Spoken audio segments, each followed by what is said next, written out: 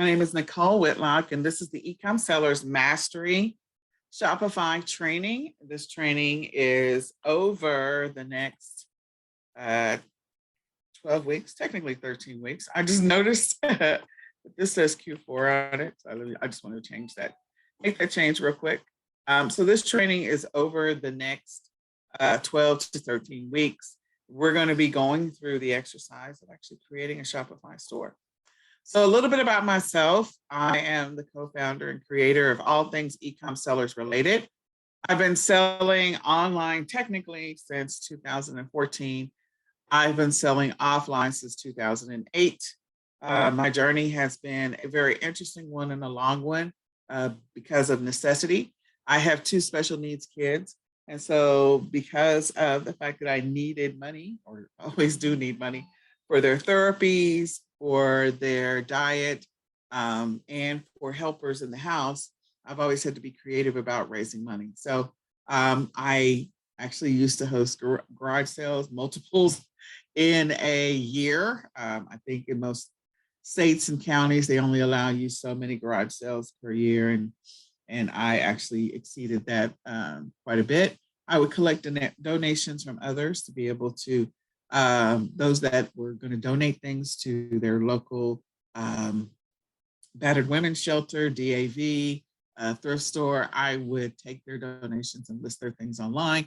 I was listing on Craigslist early in the day, and I used garage sales to raise money for my kids' therapy. So I do have 2 special needs kids. They're much older now than they're 16 and 14. And right now, one's about to be 15. And I'm also the vice president of a nonprofit that supports families and individuals with special needs. So over the next 12 weeks, technically 13, we are going to be meeting at 9 o'clock every morning, 9 o'clock in the morning on Saturday. We are going to go through 8 live sessions. It's a great opportunity for you to be able to ask any questions, to walk through any challenges that you're having in your Shopify store. So the sessions are listed here. They're also in your email, and so you should automatically get notifications. I think the notifications are set up to go out like one day before and maybe 1 hour before. So as long as you're registered on the Zoom link, you will get the notifications. And you may also want to just add them to your calendar. We will not have sessions on Christmas or New Year's Day, the 15th in January. And we won't have them the 19th and the 26th in February. That's typically when we host our eCom Seller Summit. So this session is actually expanding over 13 weeks instead of 12 because of the fact that the summit falls on the 26th. So all of our sessions are Zoom recorded, and the recordings will be located in your back office within 48 hours after the class is completed. Those recordings will be unedited. So we will eventually edit them, but they will be unedited. And you should have received an email that kind of gives you the link to go and create your account. If you're already a Mastery member, you just needed to log in and you would have access to a new section. In addition to that, so assignments will be given out at the end of each class, things that you should walk through and do. We will also be talking about the things that you need to do for the next class in the actual sessions themselves. And then from time to time, we may email you instructions, videos, or templates that will be distributed to you as needed through email. More than likely, they'll come from ecomsellersmastery@gmail.com. They may actually come from info@ecomsellersmastery.com. So one of the 2 of them is where they'll come from. And if you have additional questions after this session, there's a link inside of your welcome email that you can attend our live Q&A session. It's typically every Saturday at 2 p.m. We moved it to 3 p.m. because we have a few classes. So Saturdays at 3 p.m., jump on the link if you're in the middle of creating your store and you run into any challenges. I'm going to go over to eCom Sellers Mastery real quick. And I want to show you how you log in. So when you go to www.ecomsellersmastery.com, it will automatically default you to this page. It says eCom Sellers Mastery 90 days. And there is a membership login at the top. You click on the membership login, and if you've already created your account using the links in your email, you'll just log in. I'm just going to warn you, I never remember what my passwords are, so I might fail the first time. I don't know. Let's just see.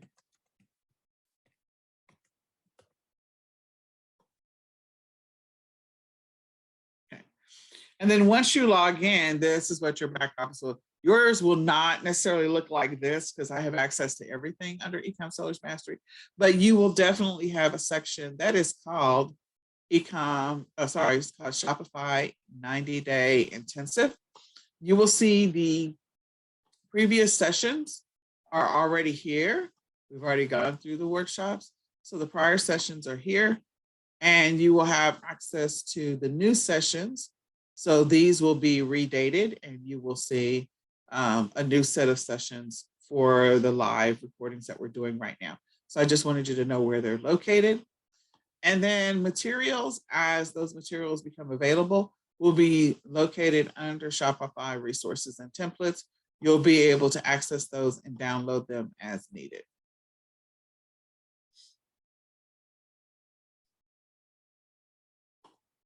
Okay. And if at any time you have questions, you can always type them in the chat. So I'm going to step through what we're going to be covering. So today we have session 1, and we'll talk about session 1 in just a second. Session 2, we're going to be talking about keyword research, your themes for your store, some of the features and functionality of your store. We're also going to begin the process of creating your Shopify account. So we're going to talk about what you need to do to create your Shopify account and attaching your domain. So we're going to actually step through the domain pieces of it first to make sure that you have everything that you need to get ready to create your account. And then we're also going to talk about acquiring your social media assets that are associated with your account, especially if you're building a brand, and the different sections of the Shopify store. The great thing about Shopify is they do give you a 14-day trial. So we're not going to create our stores today. We're going to create them next week or the following week, so that way you'll have the opportunity to take advantage of that full 14-day trial, get your store up, look at it before you start paying. In session 3, we're going to be going through the numbers. We're going to add some products to your store. We're going to optimize some listings in your store and step through those activities that are associated with that. And we're going to talk about how you can connect or import print-on-demand products to your store. And session 4, we're going to go through the shipping settings, the rest of the page settings, all of that, along with the discounts, attaching or beginning the process of setting up Facebook ads and Instagram ads and Google ads. And by the end of session 4, you should have a store that is 90 to 95% functional. In session 5, we're going to integrate any remaining apps that need to be integrated, or talk about the sales channels that you can integrate to your store. And we're going to talk about what you need to do. This class will actually be session 5, I think, is January the 29th. And so Black Friday, Cyber Monday checklist does not apply, but we're going to talk about launching strategies at that point. So anything that we talk about in that session, you can use that for your Black Friday next year. You can also use those strategies when you get ready to launch your store this year or next year. In session 6, we're going to talk about Keepa, bundle social signals, reverse sourcing, and some other selling strategies regarding your Shopify store. We're also going to take a look at, or begin the process of taking a look at subscription boxes. The great thing about subscription boxes is, again, your Shopify store is perfect for that. In session 7, we'll take a review of everything that we've already covered, and we're going to talk about outsourcing to a VA, and also outsourcing some of your other operations. Like, if you're going to automate shipping, we're going to take a little bit of a deeper dive of what's involved in outsourcing shipping. And then in session 8, we're going to talk about scaling your business and tools that are associated with that. So we're going to really break down your store, everything that you need to do. You'll be able to come back to this in your training. If you want to build your store from scratch, you'll be able to watch sessions 2, 3, and 4, and we will be building each part of your store from scratch in those sessions. Today, we're going to be covering mindset. We're going to talk about a real work schedule, why you should consider Shopify, different store models and business models that are associated with building a Shopify store, understanding some niches, sourcing, and we're going to talk about some sourcing locally. And as we get through this, we will actually take a deeper dive into sourcing non-locally. We will provide you with a list of wholesale suppliers as part of this class. I think we have the number is either 2,000 or 3,000 wholesale supplier list that you'll be able to use in your business. If you decide, like, I want to sell a specific niche. So maybe you want to sell picture frames. Maybe that is your niche, and you want your store to be focused on all things picture frames related.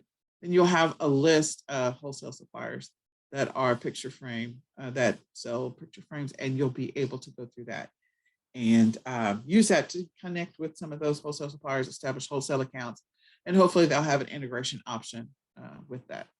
And then we'll talk about next week's assignment. So as part of this class, your assignment will be, of course, to work through a real work schedule. So before I get started, are there any questions?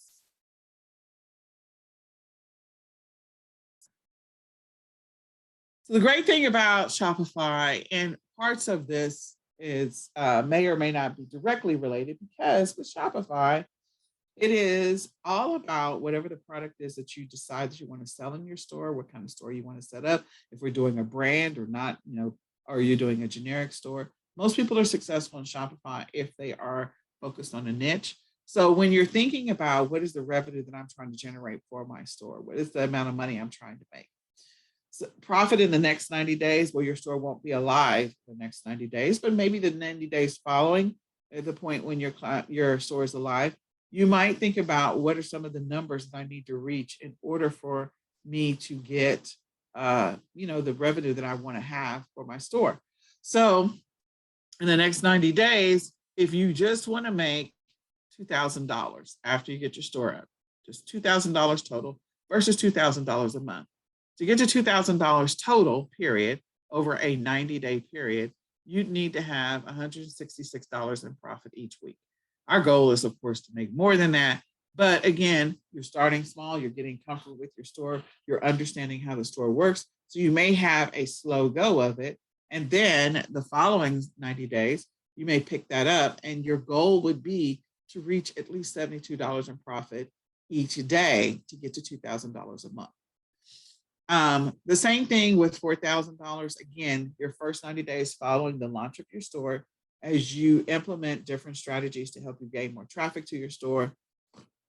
In your first 90 days of having your store open, if you'd like to at least make $4,000, you got to have $333 each week in profit. Beyond that, if the following 90 days, which is at that point 6 months, if you're trying to get to $4,000 a month, you have to average, of course, $1,000 a week in profit, or $143 a day in profit. So you want to establish in your mind, what is your long goal? What's the long game for you? What is it that you want to do in your business when it comes to trying to reach your financial goals with the Shopify store? If it's just to get the store up and running, to see the platform, to see if the platform is going to work for you, that's fine. You may just have some smaller goals that you want to test drive Shopify for a short period of time. You may think it's for you. You may not think it's for you, but it gives you a window to think, to try and, give the platform a chance.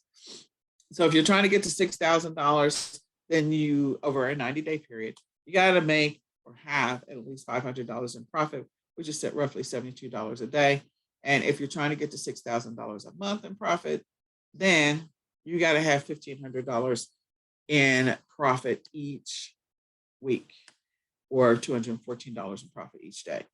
So think about what you could be selling that might sell. You may find some products that sell like, I don't know, a couple times a week, and the profit on them may be ridiculous. The profit, you could have products that you sell that have an amazing margin where the profit is, $75, $100. And so you could probably reach these numbers much easily, much quicker.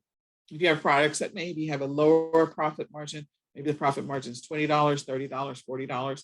Again, it's going to take you a lot more sales, a lot more transactions to get there. So if you don't have a store idea in mind, and you don't know what your profit margins on your products are, I'm going to encourage you to be thinking about strategically what it is that I could potentially be selling, and what are the potential profit margins for those products that I could be selling. Okay, and we're going to talk about product ideas. We're going to talk about a couple of different things that maybe help you on this journey. And I am going to say that these sessions may end up being about an hour and a half to 2 hours. We'll try to keep them under 2 hours. So we'll go from there. Okay.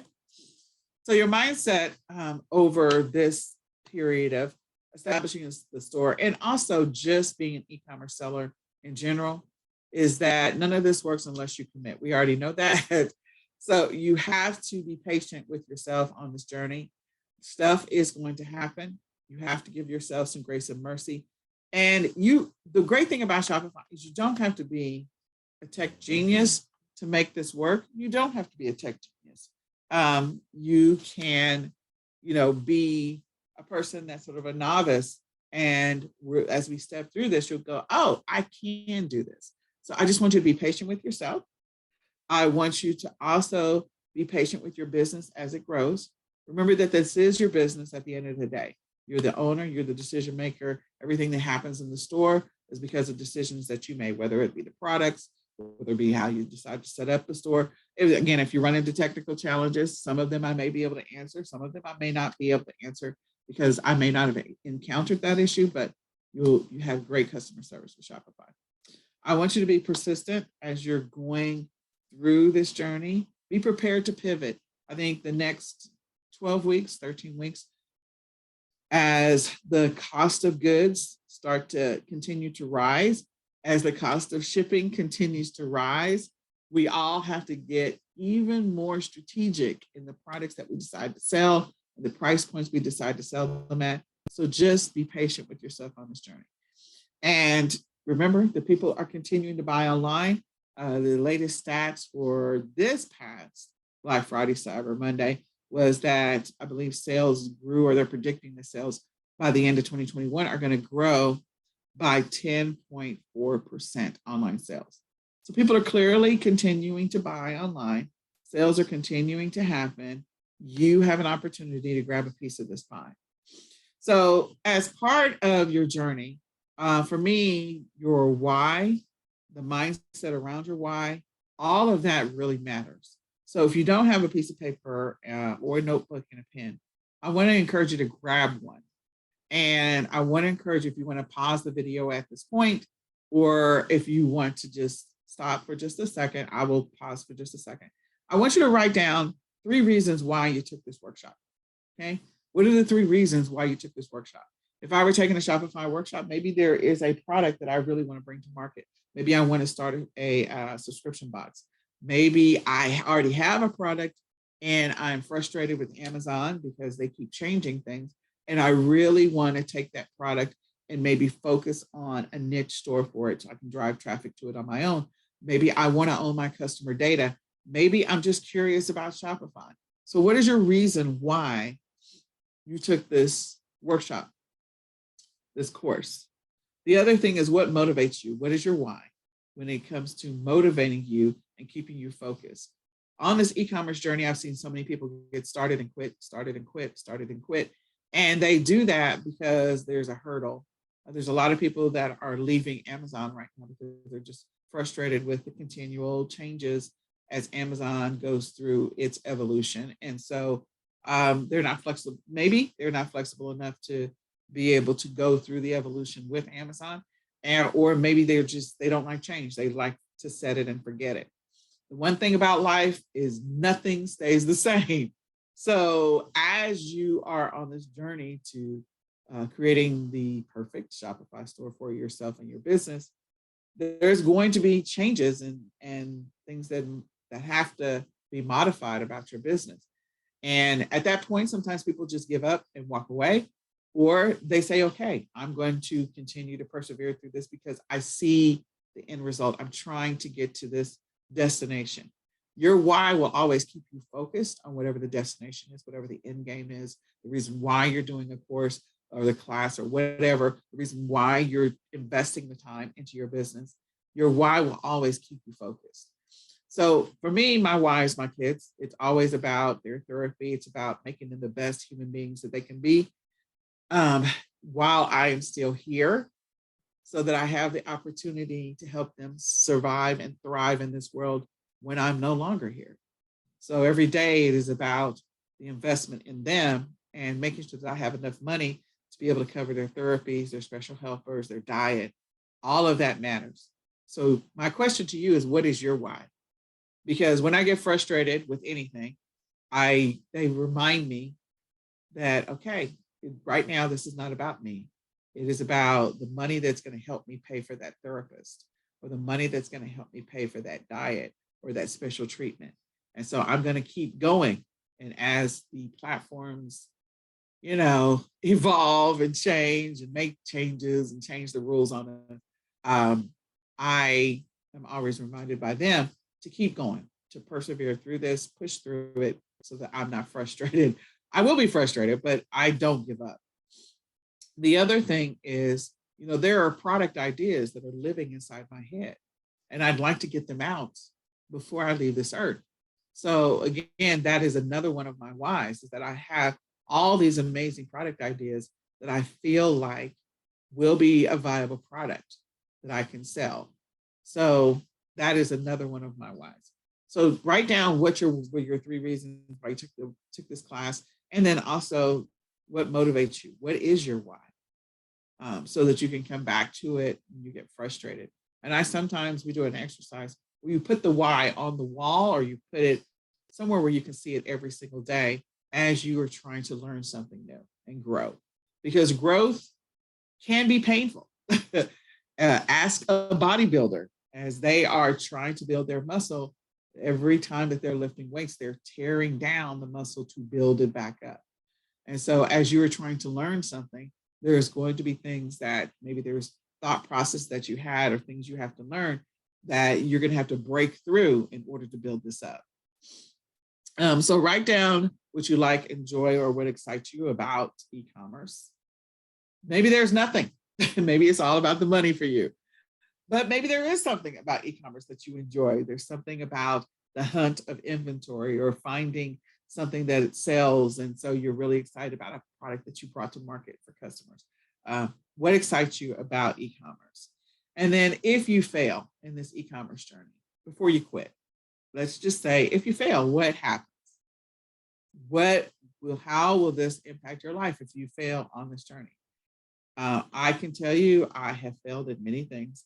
And I will say that all of us have failed in life many times.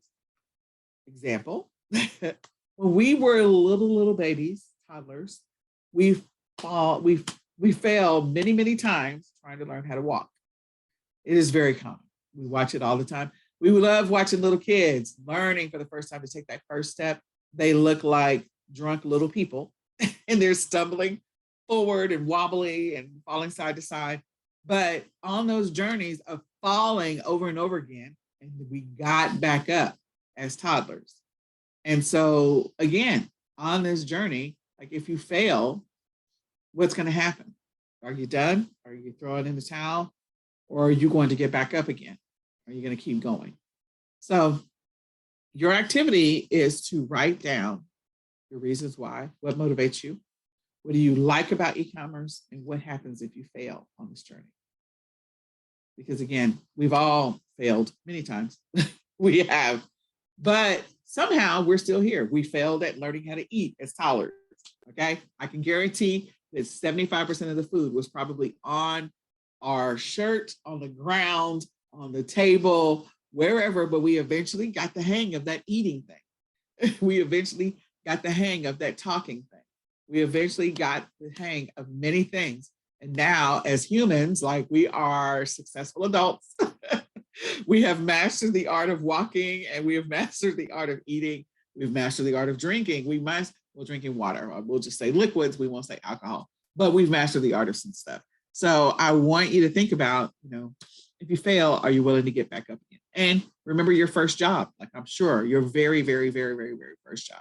I'm confident that there were things about that job that you had to persevere through, and that you didn't quite get right on the journey of learning how to be an employee for somebody. So think about that. All right, so write those down. Take like 30 seconds and give you a chance to write those down.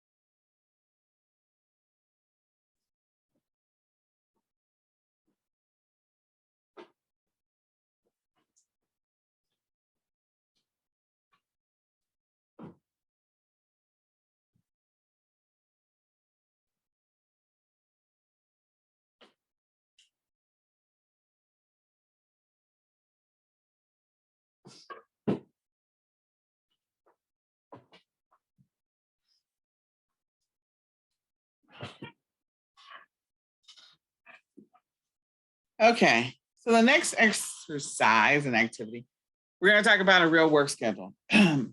Most successful e-commerce sellers, they are consistent and persistent.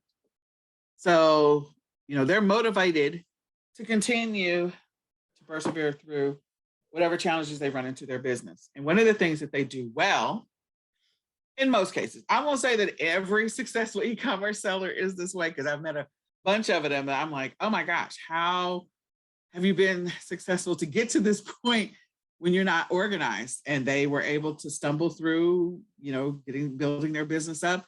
And so now they're at a place like, oh, now I'm forced to get organized because I'm making so much money. I have to get organized.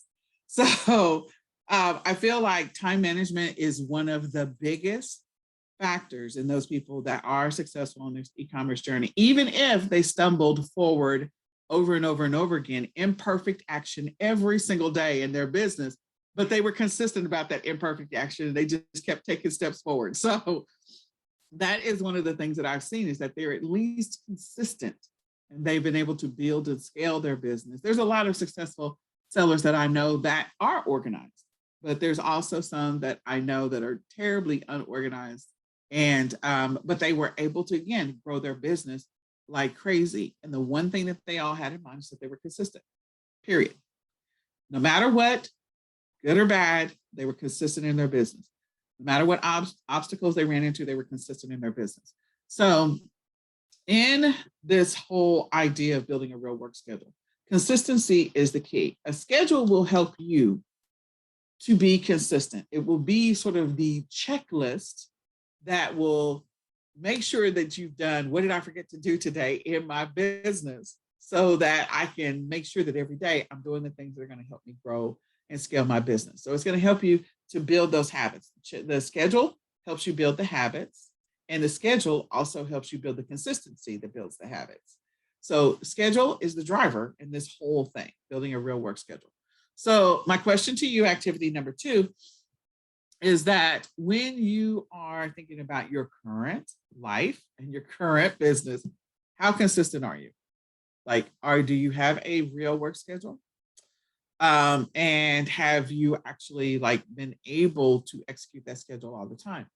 So taking a step back, right now in your business, if you're not being consistent at all, what is stopping you? What is causing you not to be consistent? What's getting in your way? Is it that you're in love with a TV show and that you have to stop and watch it all the time? Is it that you're working a job that is so demanding that you don't have a lot of free time and you're exhausted at the end of the day? Is it that you are maybe you're spending a lot of time taking care of your kids and you just have no time for yourself?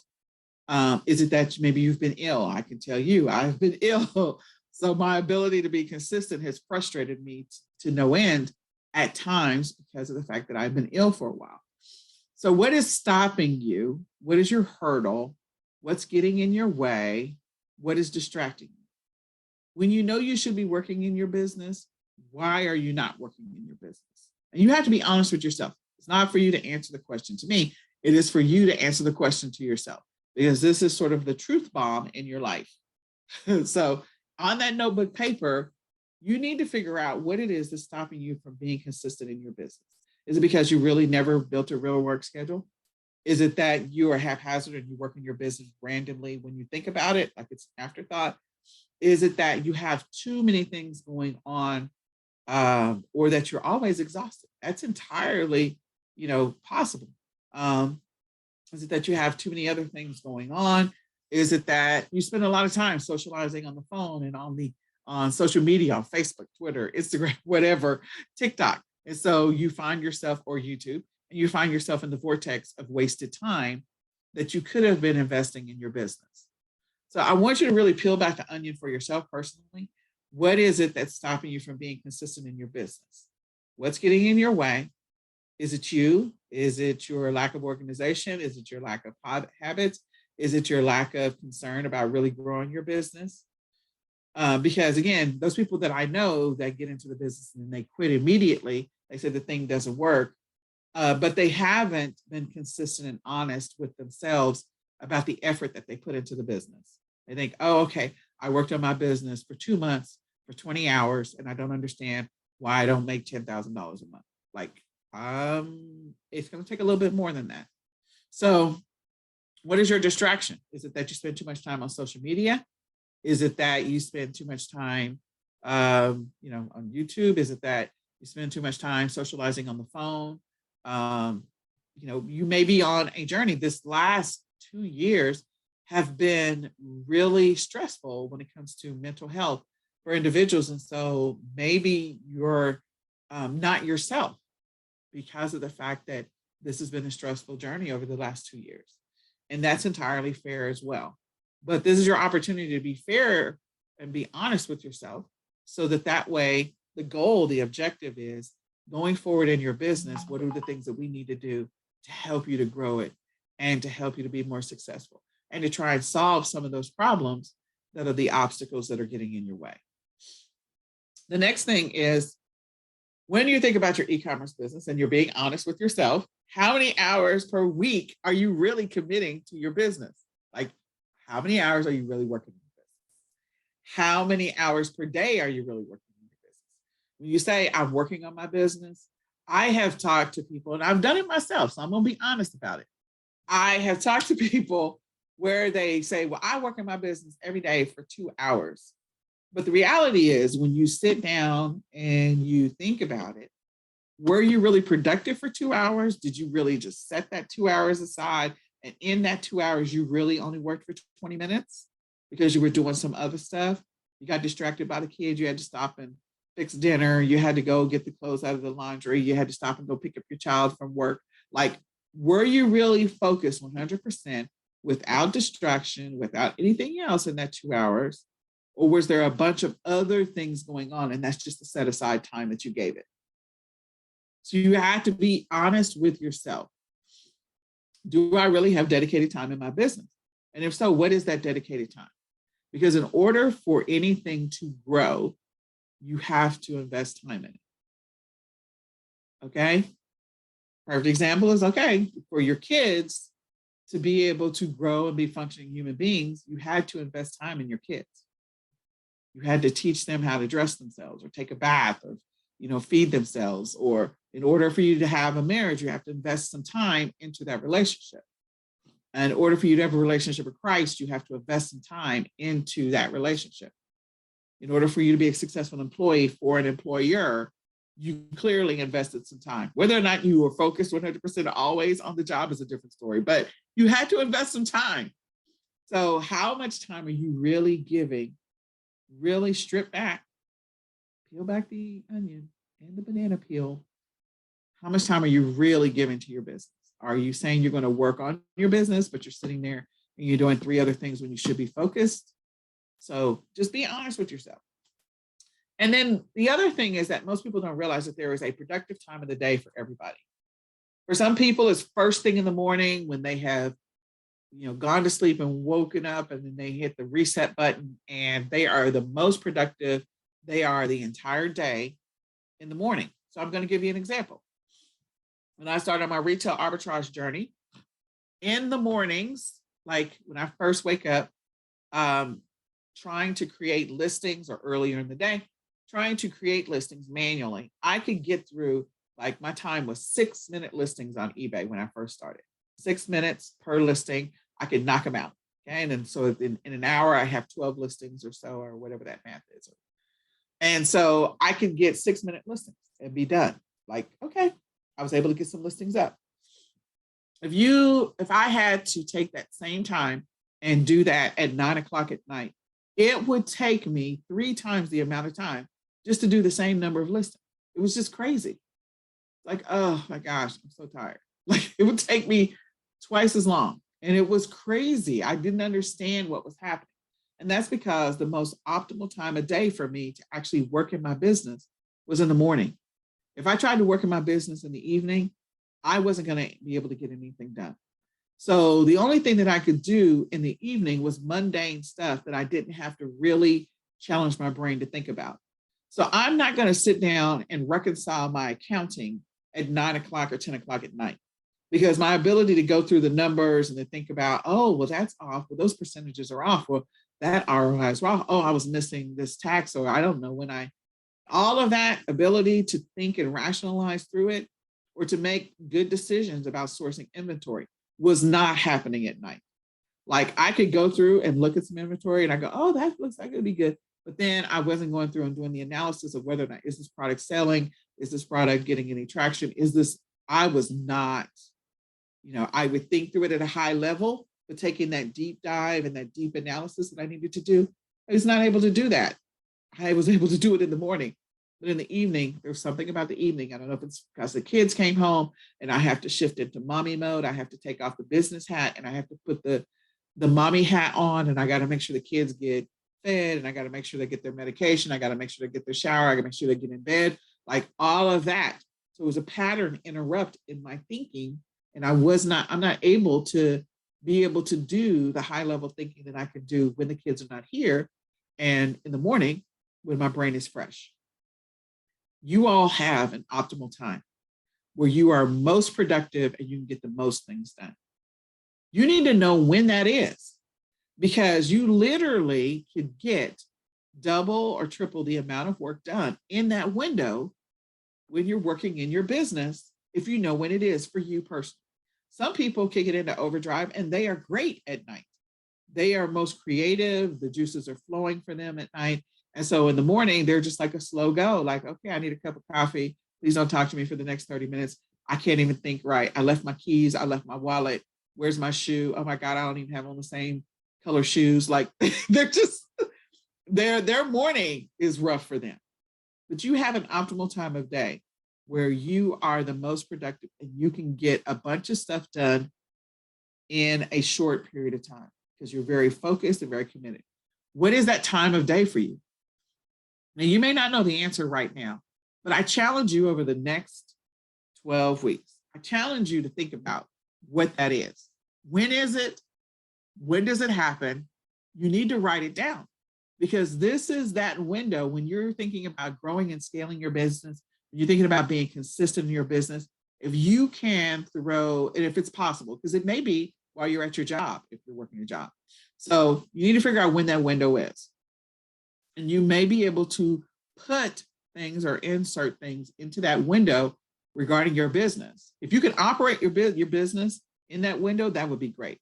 But if you can't operate your business in that window, are there things within your business, different actions or activities in your business that you can insert into that window that will actually improve your productivity, improve your output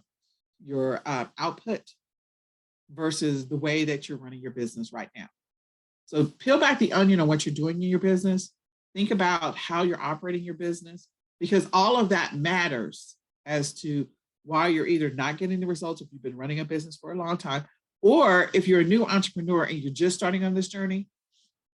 All of that matters. And it's an opportunity for you to try and make sure that as you continue to work on building your business, that you're trying to do as many things that you need to do in your business as an entrepreneur in that window. Try to do them in that window. So, not saying I can't get stuff done in the evening. I have to do mundane things in the evening, or things that I can give to my kids, because my ability to get those things done, like I will literally at about 11 o'clock, I'll fall asleep at my laptop. It's just really sad and pathetic. And I'll wake up at 1 o'clock in the morning and go, oh, I fell asleep. It's like, because this is not my optimal window. Everything starts to shut down. Blood sugar starts to drop, all of that stuff. Like the circadian rhythm just kicks in. It's like, oh, it's time to go to sleep. So anyway, so some of the things that I have used over my journey. So activity 1 and 2 is technically 3 and 4, but some of the activities I have used is, in order for me to stay on track when I'm working on my schedule, when I need to do things, like my goal is to always make sure that the things that I need to do in my business, that I have a set window of time for that. I will do time blocks and 30-minute sessions. So I know that in 30 minutes, my focused window might be 25 of those 30 minutes. So 25 minutes, I know I'm going to be able to get stuff done. So if I need to do accounting, I'm going to do it in that 25 minutes, as much as I can. And then I may take a 5-minute break, walk around and then sit down again and do another 25 minutes. So that way I can continue on, even if I say, okay, I'm going to do accounting for an hour. The reality is I'm not really doing accounting for an hour. I'm really doing the accounting for about 50 minutes. Because I'm going to take a brain break in the middle of there. I'm going to go use the restroom. I'm going to go drink some water. And I have that window. I set alarms on my phone so that when it is time to do certain things, that I can get a notification that, hey, it's time for me to do whatever it is I need to do. So if it's time for me to sit down and start doing sourcing, I have an alarm for that on my phone. I also have a schedule on my calendar. If it is time for me to start either creating new listings or import data or export data out, again, I've got time set on my calendar. If I have a coaching session, a training session, if I need to pick up the kids from school, I have reminders for everything. When I have doctor's appointments, I have reminders for that. And I use my phone, the alarm section. Like if you go to the clock on your phone, because most phones work this way these days, there is an alarm, there's a timer option, and there's an alarms option. I use the alarm for the things that are recurring. When I have meetings with any of my VAs, regarding my business operations, I set an alarm that's 2 minutes before that meeting so I can stop what I'm doing, had come to a good stop, and then jump on the call with them. So if the call is at 8:30 in the morning, I have an alarm at 8:28 on my phone so that I can jump on the call with them at 8:30. There's nothing like working on something and not bringing it to closure, and then you lose that thought because you're in a trance, you're in that deep pattern, and you lose that thought. And because you have to have a hard stop right now. So at least that 2-minute buffer, and sometimes a 3-minute buffer, gives me an opportunity to transition so that I am not going, oh my God, I forgot that thought and I needed to write that down. The other thing is, whenever I have doctor's appointments, if I say that I'm going to work in my business from 7 a.m. until 12 noon, I make sure that I don't schedule doctor's appointments between 7 and 12, unless I don't have a choice. Like I had to go get a CAT scan recently, so I didn't have a choice because that was the only window that they had. But if there is something that I need to do, I know that my most optimal productive time a day is first thing in the morning. I don't schedule anything else during that time. I don't get an oil change. I don't go fix dinner. I don't wash clothes. I don't go to doctor's appointments. I don't schedule the kids' appointments for that. Everything I do is after that window. So if I got doctor's appointments, they're after 12 o'clock. Most people, I hate going to the doctor after 12, but you know what? My business is more important.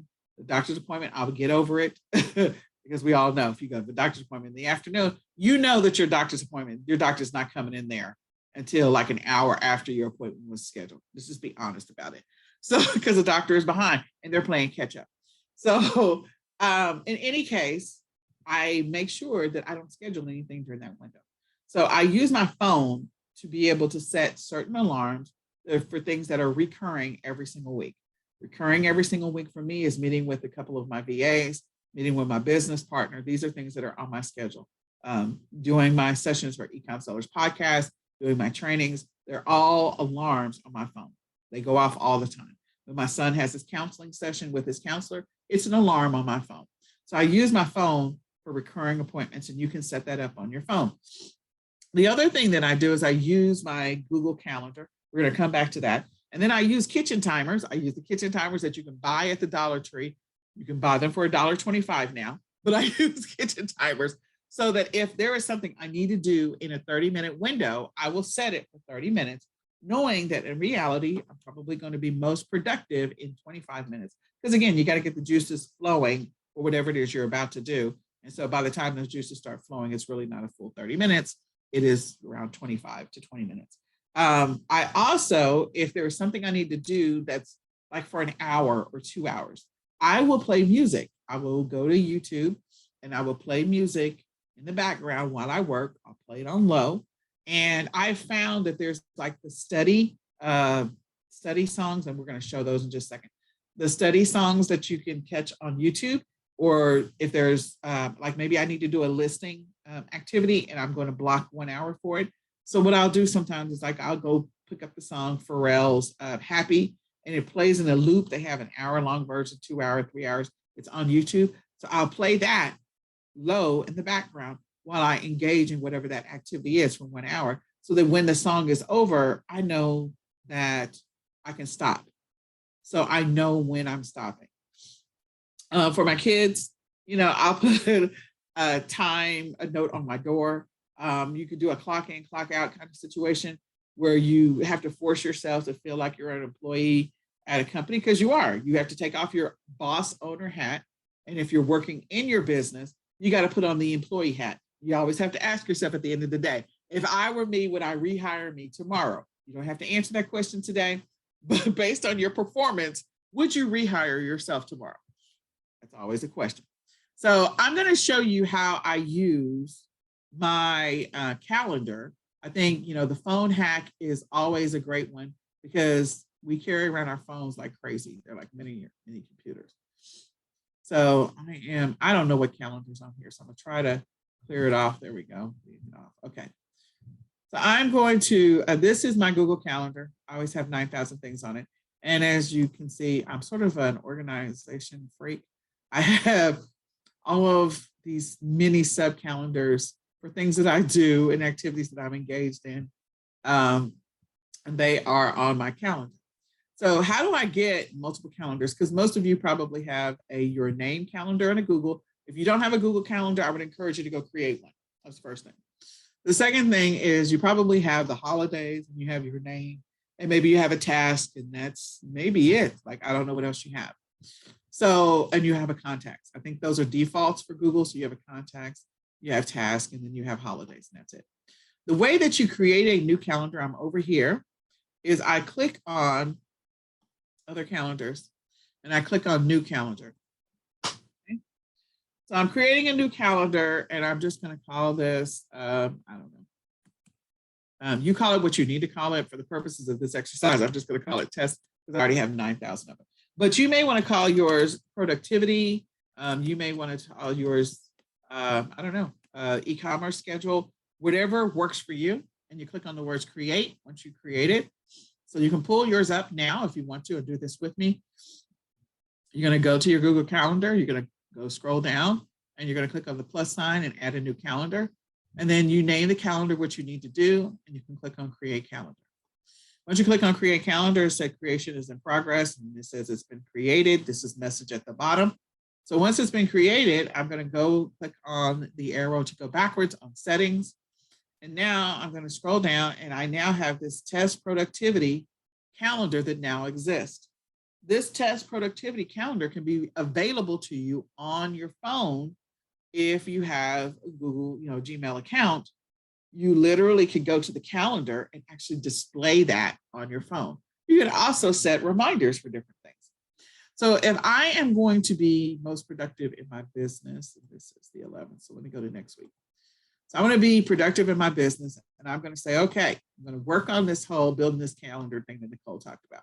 So my kids normally get out the door at around 7:30, and then I have to go back and, I don't know, close the refrigerator and fix the cabinets and whatever else I have to do, because those kids are just, I love them, but they get on my nerves. I am going to go ahead and create my first task. So I'm going to have a time block. And maybe the first thing that I need to do in my business, and you need to think about this. What are the things that you need to do in your business that are going to keep your business moving forward? Well, you have listing related activities. You have some product research related activities. Maybe there's some shipping related activities. And if you've outsourced shipping, maybe it is the validation or review to make sure that the shipping did actually occur if you've outsourced it. Maybe it's just some inventory reconciliation. Maybe it is product research ideas or creation. So there's customer service, follow-up. So there's activities that you do in your business as an e-commerce seller, regardless of what method, whether you're doing retail arbitrage, online arbitrage, drop shipping. You could have your own Shopify store, you're doing print on demand. Doesn't matter. You still have some basic activities. All sellers have to list stuff. All sellers have to ship some stuff. All sellers have to do some product research or sourcing or whatever. They got to ship some stuff. And all sellers have possibly some level of customer service and or follow-up that you need to check on. Like, oh, okay, I need to make sure I got my refund back from Amazon or whatever it happens to be. So you have some customer service related activities. So the things that are going to make you the most money, I'm going to do those things first. Those are the priorities for me. I might just kind of review to see if there's anything that I need to do in my business first thing, so that if I didn't get those things addressed yesterday, that I take care of them first thing in the morning. So I'm going to go ahead and say that I have a customer service related activity, if I could spell today. Okay. And I'm going to go ahead and create that task. I may not make it a full hour. So what you can do is click on this more options. And again, you need to write down what your activities are. I'm just showing you how you might create it. And maybe that customer service activity and or customer related activities, maybe that's what you really want to call it. And this is following up on emails, if you're running your own store, checking to see if there's any customer questions about dimensions or sizes of anything, dealing with customer refunds or returns, checking to make sure that they came in, whatever it is, some kind of customer related activity. That's maybe the activity that I have. So when I clicked on more, I have the opportunity to repeat this, and I can repeat this every day. And I can say, once I click on, I'm sorry, what I did was I clicked on the word repeat, does not repeat, and I went to custom. Once I click on custom, I can choose Monday, Tuesday, Wednesday, Thursday, Friday. And maybe those are the days in which I actually focus on some customer service related activity. If you're working on Saturdays, you can put that too. You can say when this ends. For me, I'm just going to have a repeat forever on my calendar because it's an activity that I don't ever want to forget, and I can click done. Okay, you can choose a color for this particular activity. I will choose gray for this, just for the purposes of this exercise. And you can add a notification. If you have notifications turned on your phone, you can say, I need a notification for this 10 minutes before, and it will send you a notification that you have customer service related activities that you got blocked for 30 minutes. Now, is it going to take me 30 minutes to do those customer service related activities? No. When I first started my business, it doesn't take me any time, like 1 minute and I'm done, maybe. So, and this is all like refunds, returns, customer inquiries, replying to email, whatever it happens to be, all of that stuff. It may only take you 1 minute to knock it out. But as your business grows and evolves, having this habit in place of I have a customer related activity that I need to go resolve and get done so I can reply back to my customers first thing in the morning is not a bad habit to build. Okay. So I'm going to save that, and you'll notice that now I have this customer related activity on my calendar and it's blocked. Okay. So then the next thing that I might do is I may have a product research. Now, this could be, again, depending on how you run your business, that product research related activity. It could be online research. You could be going through catalogs of wholesale suppliers. It could be doing research online. Maybe it's following up with your VA, and your VA is doing the product research until you're just reviewing whatever your VA gave you. I don't know, but you have some level of product research. It could be if you're doing retail arbitrage and online arbitrage, you might be going out to stores and actually scanning products and buying inventory at that point and bringing it back home. So again, you have a product research related activity. You could call it sourcing. however you want to label it. You're going to engage in an activity that's going to, you don't make any money at that moment, because when you make money is when the item is listed. Okay. Hashtag facts. So you only make money when items are listed. People can't find what they cannot, people can't buy what they cannot find. So if it is not listed on any platform, it is not active on your Shopify store, people can't buy it. Regardless of whether or not you're driving traffic to your store or not, people can't buy it if you don't have it listed. So the sourcing activity doesn't necessarily make me money yet, but if I'm smart about the product research and the sourcing, then I could make money, okay? So this is an activity maybe that you engage in every single day in your business. You can set the amount of time. You can say, I'm going to do this for an hour, 2 hours, 3 hours, whatever it happens to be. You need to write down what you're currently doing today so you can figure out what you're going to do in the future. If you're saying you're doing product research for 3 hours today, but the reality you're really only doing an hour, let's be more efficient in our business. Let's be more focused in our business. And let's actually give the time the right amount of time. So I'm just going to put an hour for the purposes of this activity. And I'm going to click on the do not repeat and change it to custom. I'm going to say I do this Monday through Friday, and I'm going to click done. And it's going to repeat forever, Monday through Friday on my calendar. Whenever I pull up my product testing productivity calendar, I'm going to set a reminder so that if I have notifications on my phone, it comes up, and I'm going to give it the color of blue. Okay. So now I've saved that. Now I have product research and sourcing. So the next thing that's going to make me money is listing. So I am going to either create new listings, tweak existing listings, modify listings, whatever, do more keyword research on my listings, whatever you're doing on your listings. Okay, so I'm going to set 8:30 to 9:30 for that. Again, we're just doing an exercise. I'm going to click on does not repeat. I'm going to choose custom. I'm going to put this Monday through Friday. I'm going to click done. I'm going to change this to green. Why? Because this is an activity that makes me money. And just as one more thing, I may actually put dollar signs so that way I know that this is an activity that's going to make me money. I got to create some listings on some platforms, or create new product listings on my Shopify store, or tweak existing, or whatever you need to do so that you can, get things going. I'm going to click custom. I've got that done. I'm going to make sure I have a notification. So I click add notifications. You can change the time if you want to. You can change it to minutes. You can change it to hours, whatever you want. But I'm making this green because this is something that makes me money. So now we're building out a schedule. Okay. Then I have a shipping or shipping validation activity. Maybe you're not shipping yourself. Maybe you've outsourced shipping operations. So I'm just going to double check to make sure that my stuff got shipped out, with whoever my fulfillment center is, or, that, stuff got checked into my prep center, or things got checked into Amazon, whatever your process is.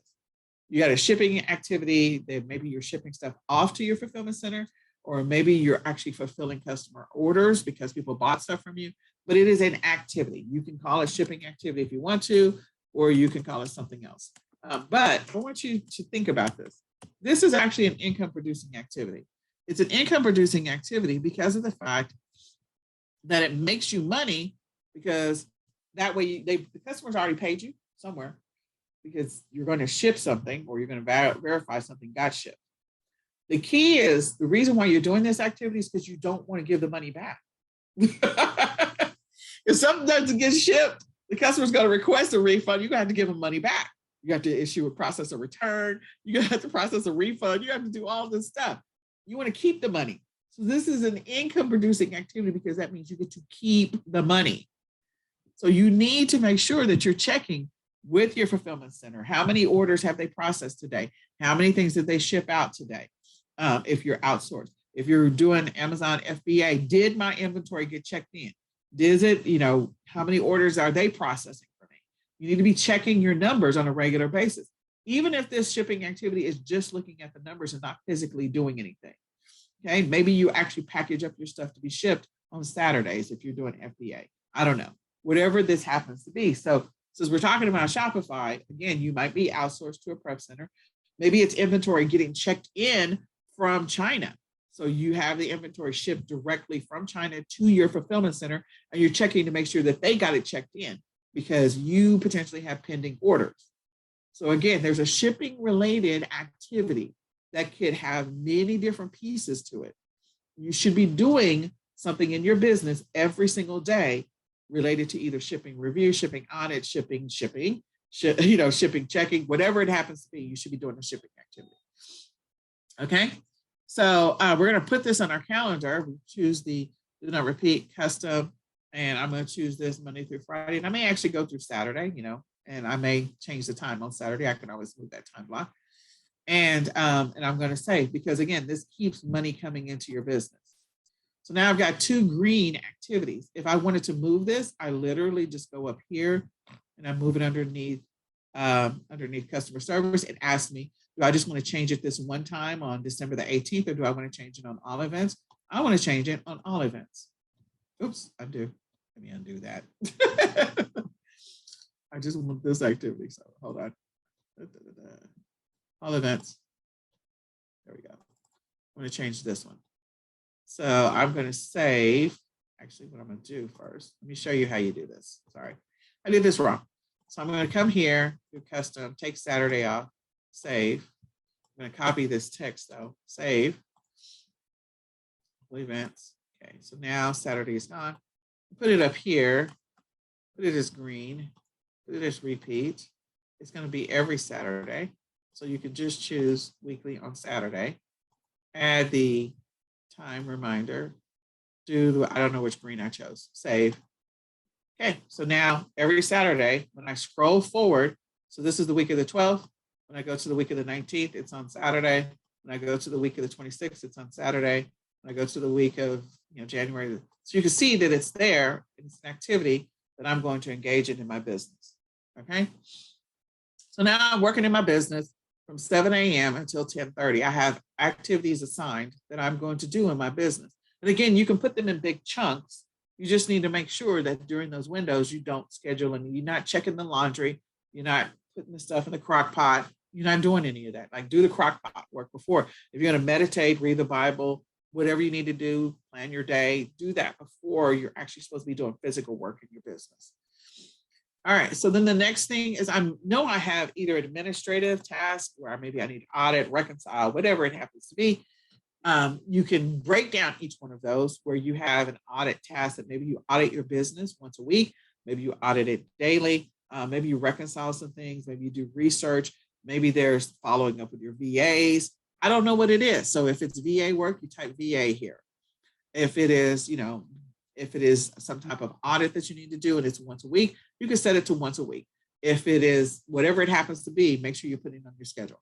So I'm going to put admin work. I'm going to put 30 minutes for that. And I'm going to choose a completely different color. I'm going to choose orange for that. I'm going to choose the drop down for custom. And I'm going to say maybe I have admin work once a week or every week. And I'm going to set a notification and there you go. It is set. And if I am going to, and everyone should be doing this, investing in learning, investing in yourself and getting better in your business. Maybe you want to get better at driving more traffic to your listing. So you want to get better at keyword research. Maybe you want to get better at finding better images for your products. And so you want to do some image research or learning. Maybe you want to get better at sourcing products. Again, you're going to have to invest in yourself. That is a tax write-off, all of that fun stuff. And in your admin, you could say you're doing taxes, whatever it happens to be. So I am sorry, this is not sourcing, this is education. So there should be an education related activity that maybe you only engage in once a week. And I do it on Sundays and I engage in it and I'm committed to the growth of my business. And I am going to put it as purple. It happens every week and on Sunday. So you can say it's every Sunday. I dedicate an hour to go learn. What that does is it keeps you out of the vortex of YouTube all day long. Oh, I went and learned this and on YouTube. And then you figure out 4 hours later, you've been on YouTube and you haven't gotten anything done in your business. So you could have dedicated time. If you're going to go down the rabbit hole, if there's a thought, what I normally do is if there's a thought or some kind of video that I accidentally came across, I will literally copy the URL and paste it into a notepad so that when I come to education, I can attach this notepad to this folder and I can go back to those YouTube videos.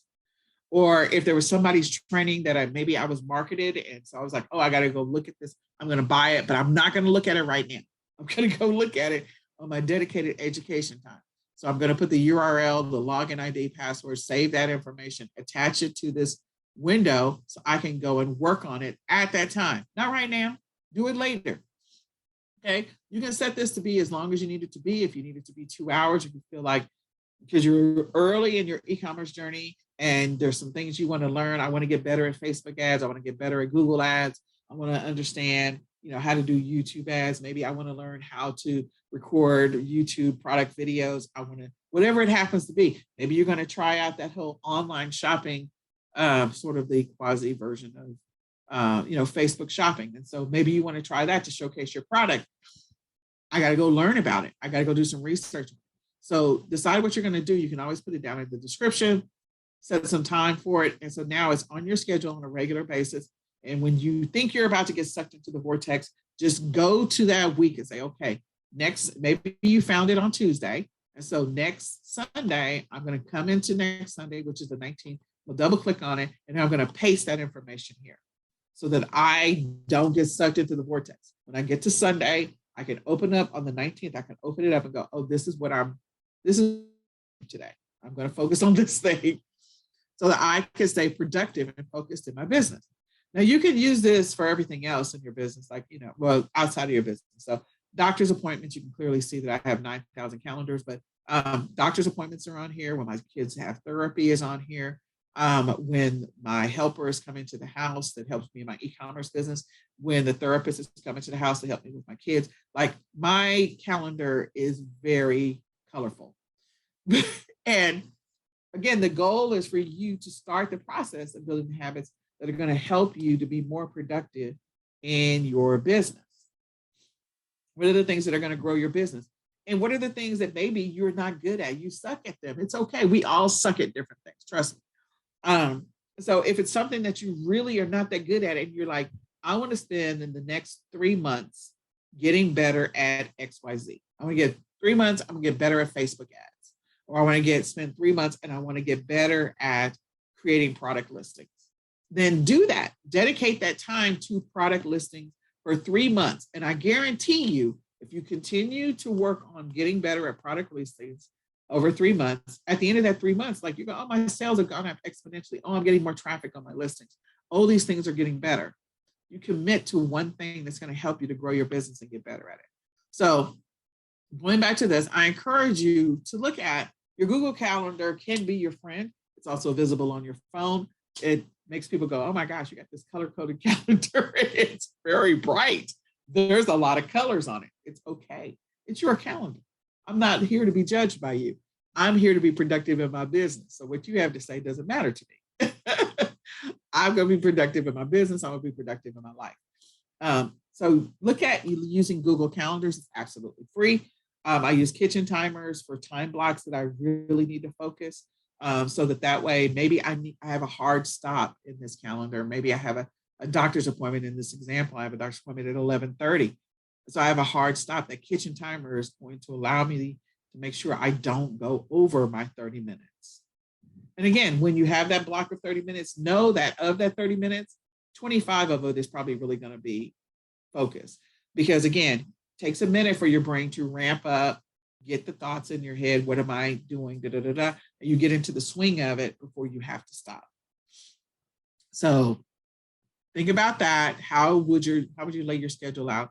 The thing that you're going to have to start in this exercise is you need to write down what are the activities that you're doing in your business. Write down what those major activities are that you currently do in your business. What are those things that you need to do? What are the things that need to happen in your business? So that way you can begin to compile or create a schedule that's going to help you to be more focused. If you find over time, what you might want to do for about 2 weeks, is just kind of look at what you're doing right now. And right now you don't have a Shopify store, but you will eventually. You're going to have to slide Shopify into this e-commerce journey if you're an existing seller. If you're not an existing seller and this is brand new for you, then start building out a schedule so that you have time to commit to your Shopify store. Start rearranging. I got doctor's appointments. I need to move that doctor's appointment from here to here. I have dentist appointments. I need to move that. Oh, I had on my schedule to do my oil change. I need to move that. Oh, I have a massage. I need to move. Start moving stuff out of the way so you're clearing the space to grow your business. You're clearing the space to be focused on your business and to commit to the time that's needed to help your business to be successful. So I really do hope that everybody does that. We take a deeper dive in this in our annual planning, but I want you all to commit to doing that in your business. So you need to write down what your income producing activities are, or write down your income generating activities, whichever you want to call it. And also the other things that you do in your business. You have a record. You should be having an accounting activity that you need to do. You should have some level of, so you can call it accounting, you can call it reconciliation, you can call it taxes, call it something. But you should be looking at your numbers from a profitability standpoint, and you also should have an activity around your taxes. You should have an activity around sourcing products and product research. Maybe you separate those two out. Maybe keyword research. So you have an activity around keyword research. You should have an activity, definitely have an activity around listing, around creating listings or adding new products to your store or importing products into your store. You're going to have an activity around running ads. So you're going to have a little bit of money to be able to run ads. And you're going to have a shipping related activity. So those things are going to be things that make you money, whether you're physically shipping yourself or you've outsourced it to somebody else. Doesn't matter. It's still an activity. Something is being shipped somewhere, whether it's inventory being received into your fulfillment center or it's products that are being shipped to your customers. Something's being shipped somewhere. In this cycle, there's a lot of shipping going on. So unless you're making them at home at the time, you still got to ship it to your customers. So you should have something around your education. You should have something around, if you have a VA, admin stuff. So make sure that you're sitting down and creating a schedule, okay? Create a schedule. And as you're going through this activity, there's going to be things where your timing is off. And you can go into your calendar and you can tweak it. Let me just show that real quick. I'm going to do that real quick. So if for some reason, this window of administrative needs to be hypothetical, this is hypothetical, needs to be bigger, like starting on the 20th, you discover you've done it for 2 weeks or a week or whatever. So let's say you've done it for 2 weeks. So on the 27th, you discover, I need more than 30 minutes. I mean, this is not enough time. So you can come in here and you can say, okay, if I need more time, maybe you need, 2 hours. We know you don't need 2 hours, but let's just go with it. I can click save. It's going to ask me, do I want to save this going forward? And the answer is yes. So the first couple of weeks, I had allotted 30 minutes. Now I have expanded it out to 2 hours. Make sense? Hopefully it makes sense. Is this making sense to everybody in the chat? I just want you to go ahead and tell me, yes, it makes sense. No, it doesn't make sense. I don't get what you're talking about. None of this makes sense. You can type in the chat whether or not you understand what I'm saying and whether or not you find any of this helpful. That would be great. Just type it in the chat. All right. So the activity is that you're all going to build a realistic schedule.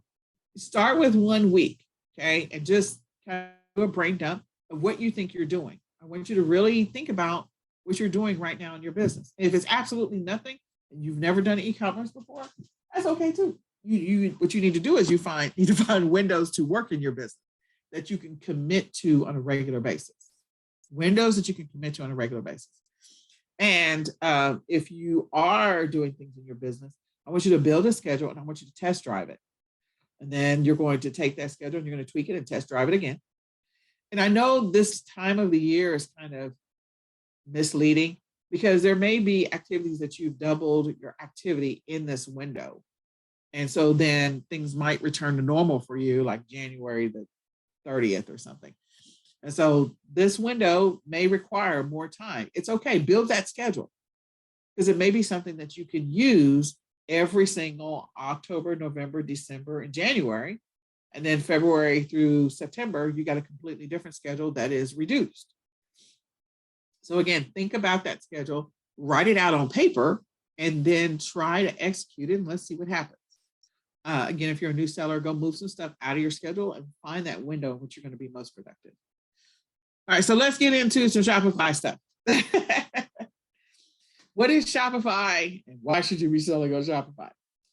So Shopify is your opportunity to have your own storefront, which we all want you to be able to have your own storefront to be able to sell products.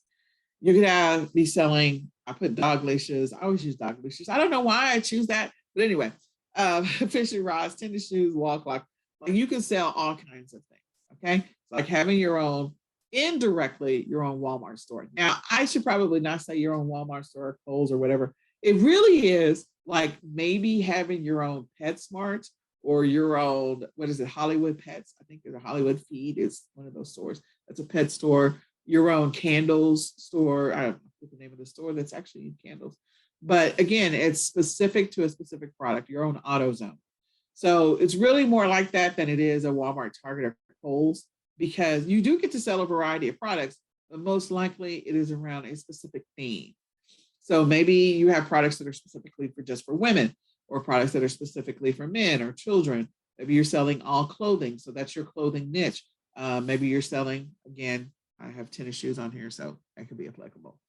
Some other platforms that you could sell products on. I didn't put Magento on here, but Magento is one of them. Wix, WooCommerce, Weebly.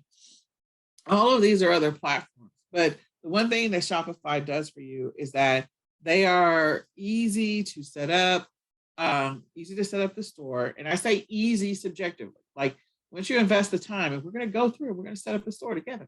So I'm going to say hypothetically, it's easy. It's easy for you to populate products into your store, a variety of different products into your store. There are tools that they have to be able to import products in, or you can manually set them up yourself. They have a bunch of free tools, so you can help manage your store, a bunch of apps, and we're going to talk about what those apps mean. I have to show you so you can, maybe it makes a little more sense. They offer 24/7 customer support. So again, if you run into a challenge and it's technical and I don't know the answer to it, then you can always reach out to Shopify and they can help answer those questions. It is low cost to start up and it has low fees. So unlike Amazon and some of the other platforms, like these are your products, your store, you own the customer data, you own the fees that you're going to be paying for a Shopify store. I think it's like $29 each month. And so you'll just be paying for a store for $29. They have all kinds of, like I said, apps. The thing you will have to set aside is you may need to have a budget of, I'm going to say just off the cuff, probably should have a budget of close to around at least $100, maybe to $200 every single month. You can do $5 ads, depending on what you're selling.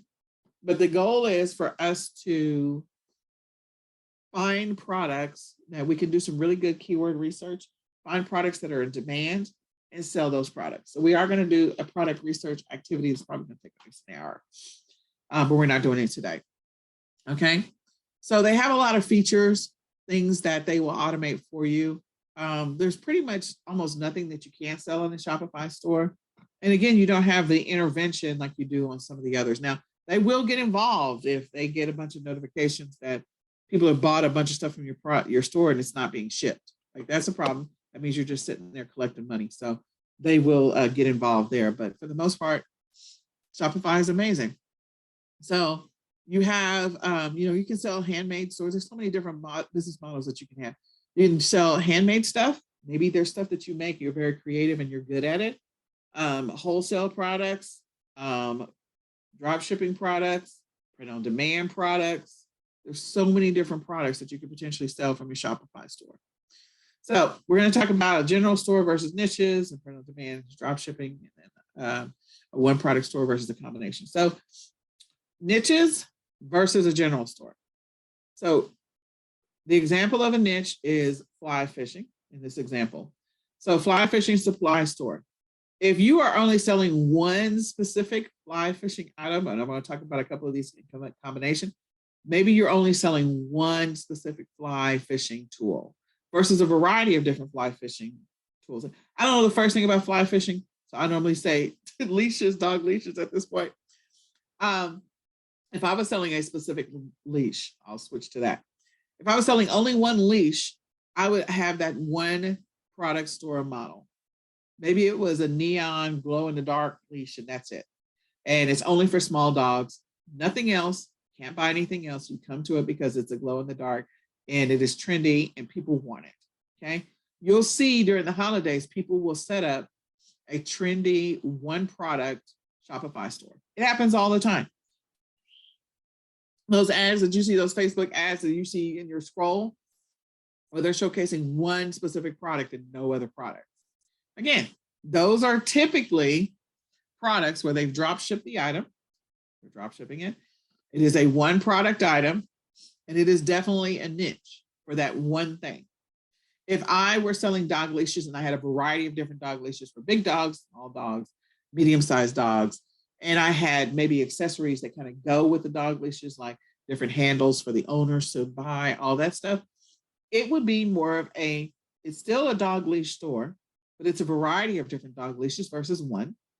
And I could expand that out to put more things in there. Maybe it's toys and dog costumes or clothes or pet beds and things like that. Then becomes a pet store than just a dog leash, one singular leash.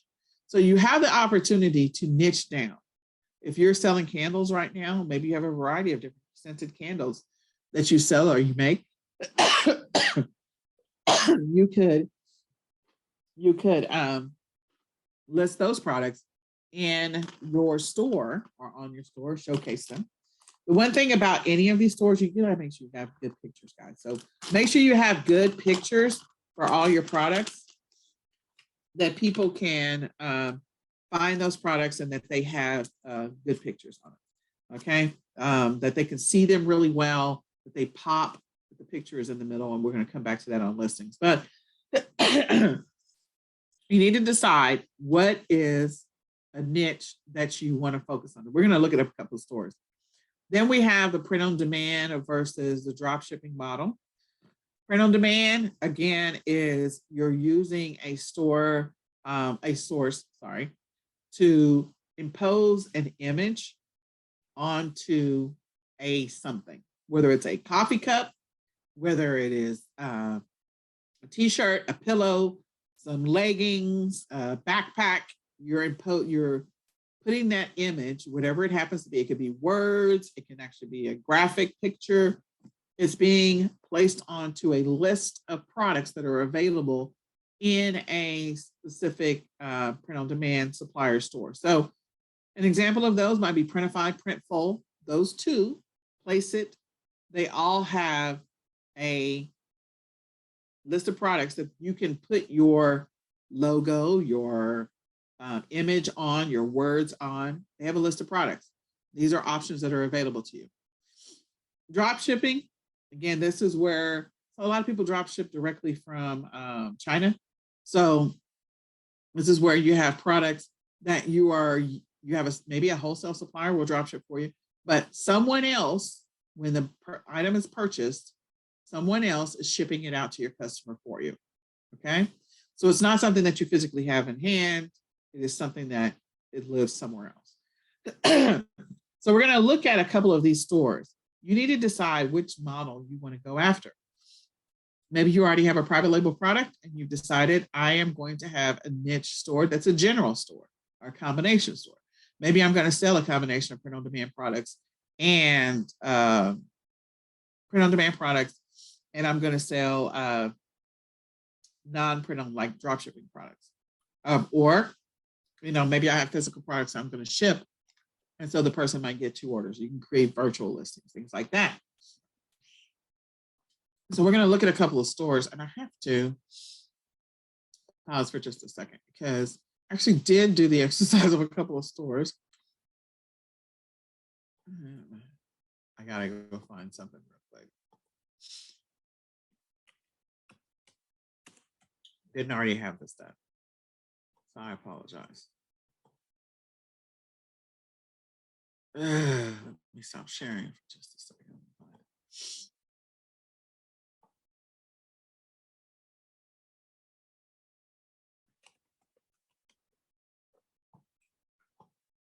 2 seconds. Sorry about that.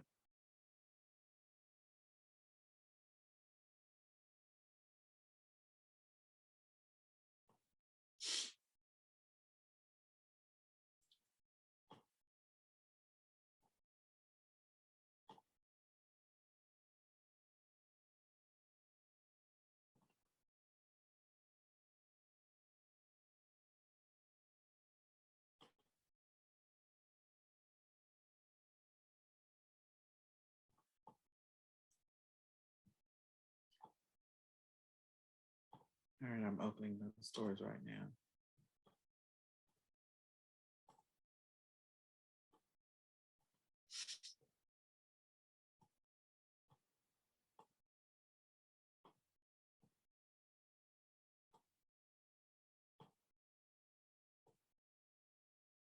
Okay, let me go back to sharing my screen.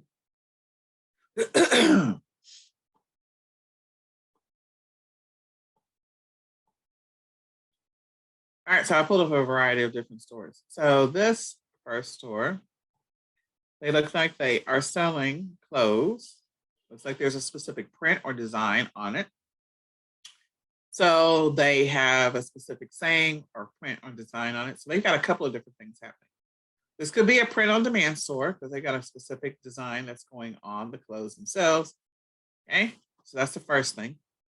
They could actually have a combination of they've ordered the product, so maybe they've ordered this particular product and then they're having it printed, the logo or whatever design printed on it. Then you can see that they have this stuffed animal. So this could be a drop shipping item, or maybe again, maybe they're doing this all inside their store. This particular item right here, but this particular store looks like it could be a combination of print on demand. It looks like it could be also drop shipping, or it could be something that they're really making in-house. They could be making all these in-house. Okay, so this particular store, they're clearly selling a variety of different gifts. Some of these gifts, they may be things that they're making because it looks like it's all lavender. It's probably Canada.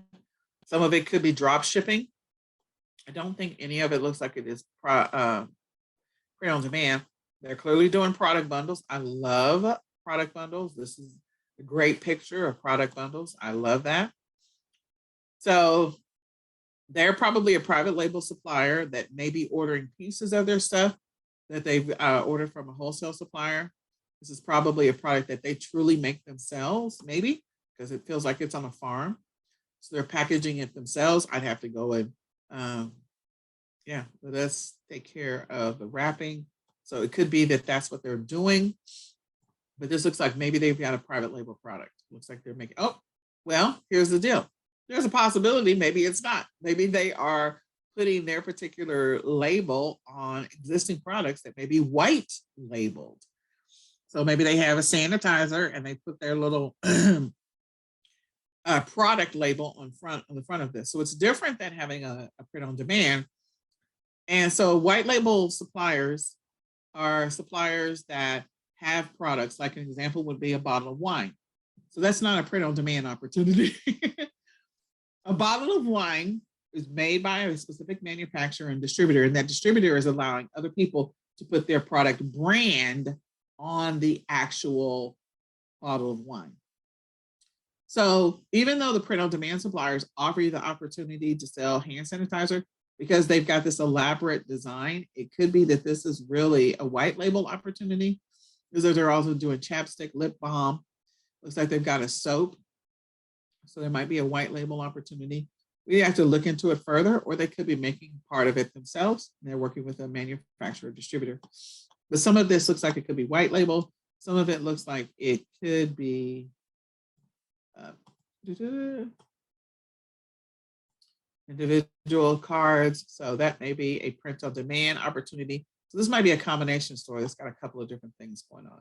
I actually do like it. I like the layout of the store. So we're going to come over here.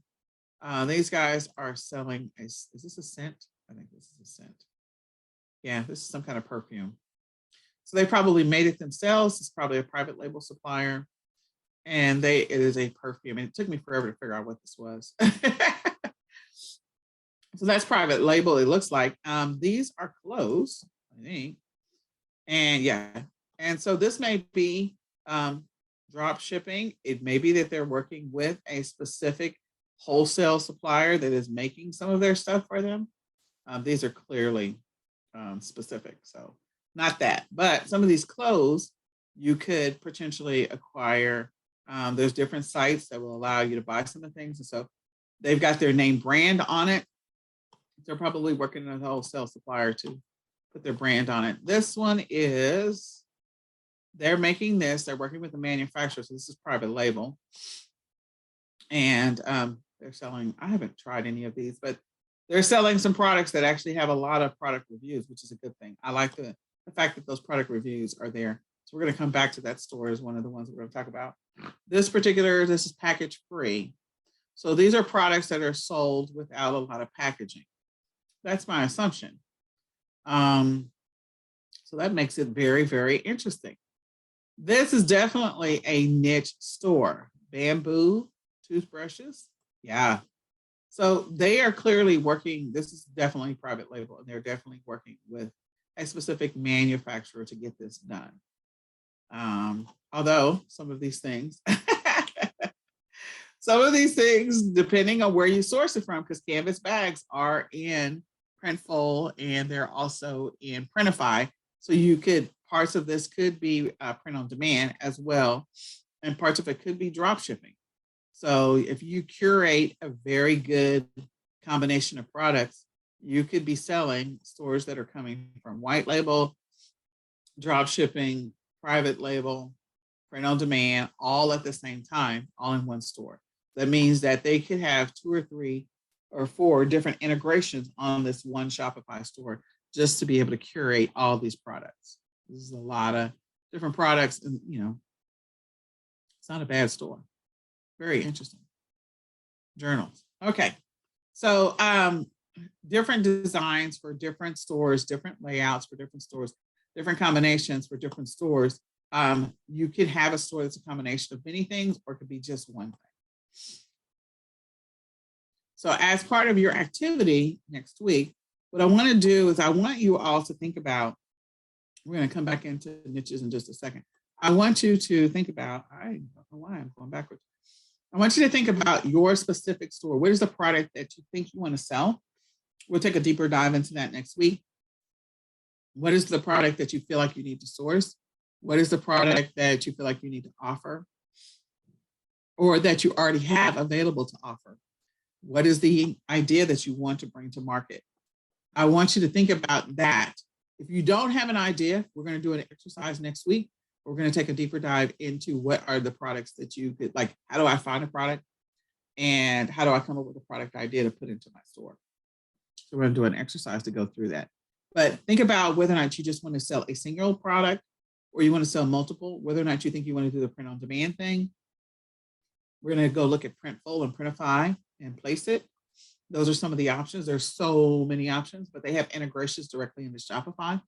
We're going to look at some of the tools if you want to do drop shipping. So you want to bring some drop shipping items into your store as well. And so I want you to think about what type of store potentially you want to set up. Do you want to have a combination store? That's a combination of print on demand and drop shipping. Or do you want to have something else? Do you have your own private label products? All right. So keywords. I don't know why I have the words explained here. That is so funny. So keywords are the words that people are using to find a specific product. An example would be Legos. Lego Batman. People are looking for Legos. They're typing into any search bar that they find, whether the search bar is on Amazon or whether the search bar is in Google. They're typing in the words Legos. If they're specifically looking for Batman, then they're going to type in Legos Batman or Batman Legos. And so those are the words that people are using to search for a specific item. Whatever you decide that you're going to sell, there's going to be some words that you're going to use to be able to find that particular product. if it is such a product that is so obscure that they can't figure out, that you can't figure out what words people might be searching to find that particular product, then maybe you should not sell that particular product. You need to start with something that you know people are looking for. Right now, a perfect example is people are probably looking for Christmas decorations. So they might type in Christmas decorations in the search bar in Google.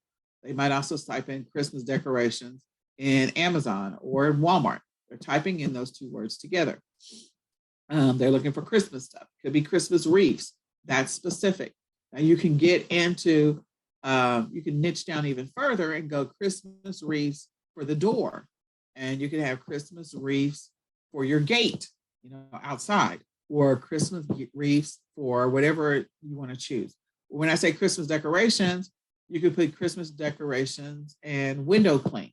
So these are window clings that are Christmas decorations. You can stick them on the window and they have the little decorations on it. It could be Christmas decorations, Snoopy, or window clings, Snoopy, or Charlie Brown, or Peanuts.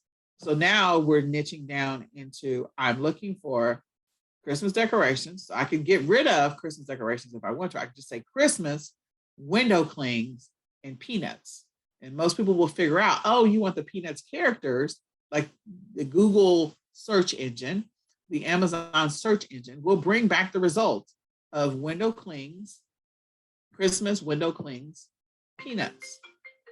Okay, so they'll bring back that combination to be able to help you be able to give you the results of what that looks like.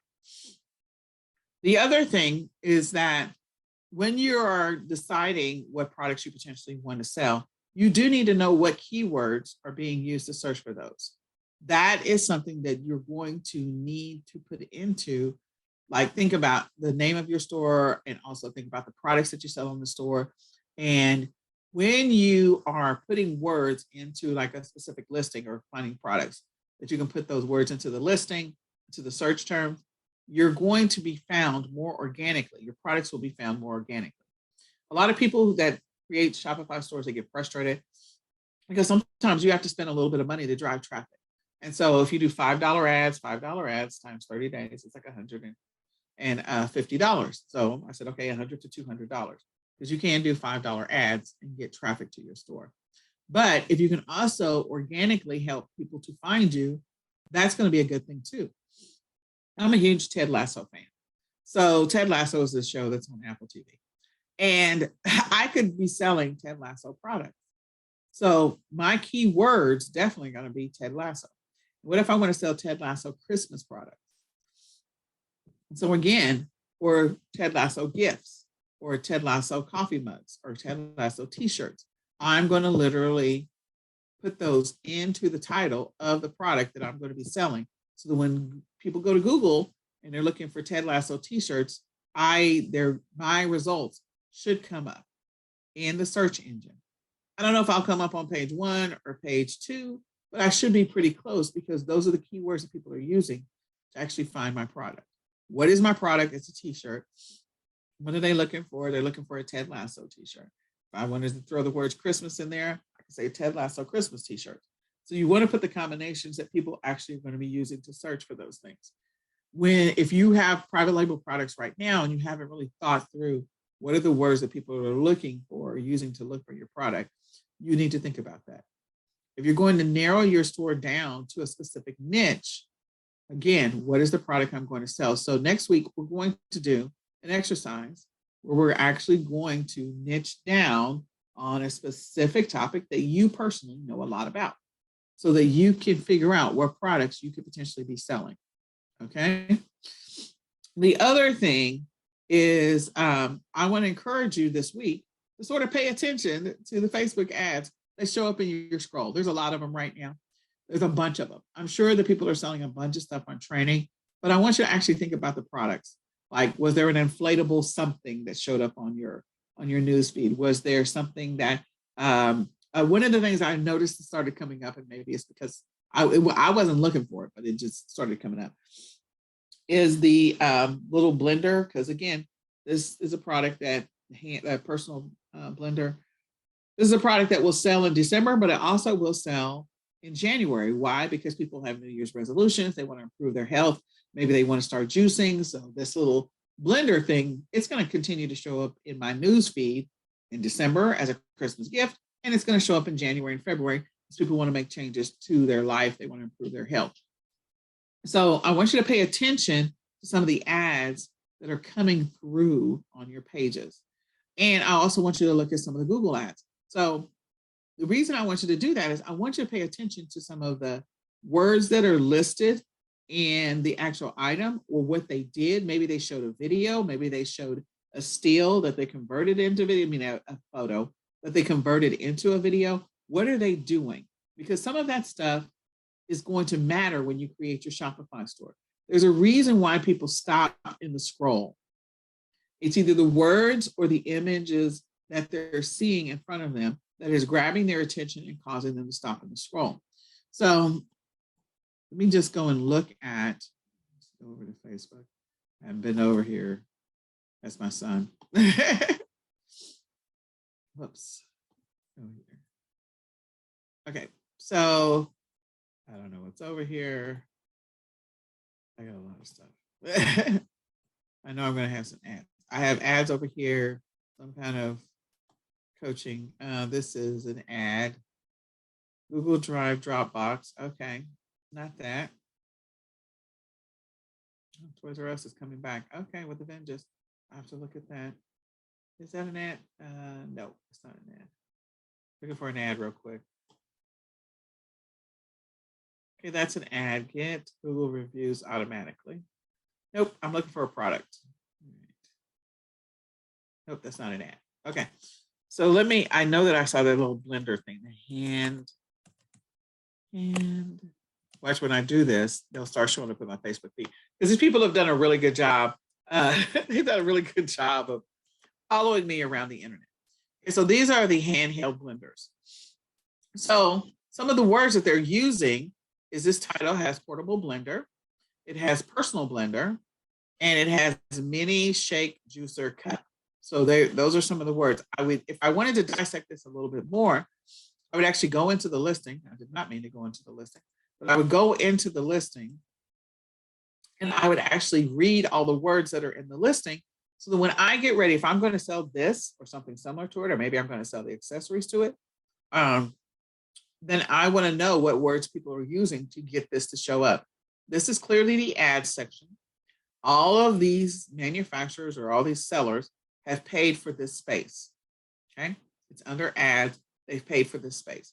Your goal is whatever products you're going to sell, you want your products to show up here automatically without you paying like $1,000 a month in ads. And one of the ways to do that is to make sure that you're using the words that people are looking for. So if you already know some existing, like you're selling some existing products, go search your products in Google. Not yours specifically, but the product that is, just identical to yours. What are the ads? And go look at the ads that are coming up. Make a note of the words that are in the ads so that we have an opportunity to win and getting the products to show up organically. And if you don't know what you're going to sell, again, we're going to do an activity next week that's going to help us to be able to help you figure out what you want to sell. You can see here, multiple products are showing up under blenders, okay? Then we have products, this is under Google Shopping, products that are broken down by a price range. So Google Shopping is helping you as I go down through the scroll. Walmart is doing the same thing as Amazon and showing a variety of products. And then as I continue to go down, then handheld images. So now I'm into images. Yeah, so we're going to name our images when we get ready to list our products inside of our Shopify store. So the activity that you're doing is, one, what is it that you think you want to sell? Okay, write that down if you already know what you're going to sell. Two, go Google it. Go Google it. Just Google it, whatever it happens to be. Also Google it on Amazon. Okay. Three, once you Google it, I want you to pull 3 or 4 of those listings and write down some of the keywords that are in the description of the product and the title of the product. You can write down the price if you want to. But we're going to look at the description that they used, the title that they used, and then pay attention to the images that you're seeing. So of the images, this one is too small. Point blank, period, in the discussion.